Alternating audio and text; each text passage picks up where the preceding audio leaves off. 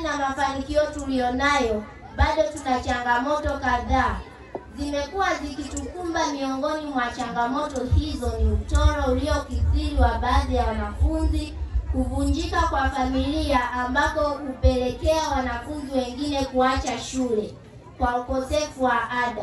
Hivyo ombi letu kwako ni kutusaidia kupaza sauti juu ya umuhimu wa elimu kwa wanafunzi pamoja na wazazi.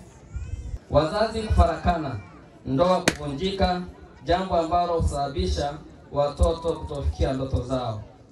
Ndugu mwenasi, ninaomba busara zako hata kwa ushauri juu ya kuepukana na changamoto tajwa hapo juu. Tumehakikisha kwamba tunawajengea misingi bora, na nitumie nafasi hii kuwapongeza sana wazazi kwa kutuamini, kutupa vijana ili tukae nao, ili tuweze kuwalea. Wengine wanawaleta wakiwa ni wadogo kabisa. Kwa imani ile mliotupa, na sisi tuliahidi kuwa hatutawaangusha. Kila mtoto anayetoka Glory to God atakuwa barua inayosomeka kule anakokwenda. Atakuwa watu watakuwa wanaleta sifa, lakini sifa hizi sio za Glory to God peke yake. Ni kwa kushirikiana na ninyi wazazi, ni kushirikiana pamoja na viongozi wa serikali. Nitumie nafasi hii kuipongeza serikali. Mheshimiwa Mwenyekiti, sisi tuko kwenye kijiji chako, na mimi nimekuwa kiongozi na sasa nimeng'atuka. Sijastaafu, sio umri wa kustaafu, nimeng'atuka. Au sio jamani? Sinajua kuna wananchi hapa waliniamini kuwa diwani wa kata ya Buseresere. Nimefanya kazi na niliamua kuanzisha shule hii baada ya kuwa mwenyekiti wa kamati ya elimu, afya na maji ya wilaya, kuona changamoto zilizoko kwenye wilaya upande wa elimu. Na mimi nikasema nisaidie serikali ili niweze na mimi kutoa vijana ambao wanaweza kwenda kulijenga taifa hili. Hawa wanafunzi tunaowatoa kwenye Glory to God, hata leo nikiwachukua hapa nikawapeleka sekondari zile za kawaida, wana uwezo wa kufanya mtihani wa kidato cha 4 na wakafaulu. Watoto mnaelekea kwenye elimu iliyoko mbele yetu. Naomba mlioyapata hapa, mlioyavuna, mlioyajengewa na walimu wenu, kujiamini, naomba kusikomee hapa. Naomba confidence msafiri nazo. You may move with your confidence wherever you will go.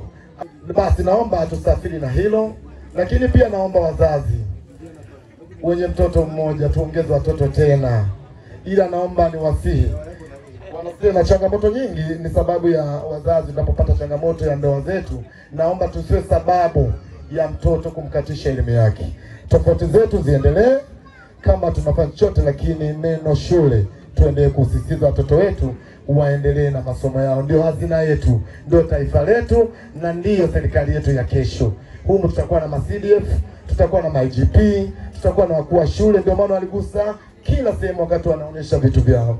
Kwa naamini nasi tutawapata hapa siku za usoni. Tuendelee kuwapa moyo, tushirikiane, na batizo mkurugenzi amesema hata 20,000 huwa anaipokea.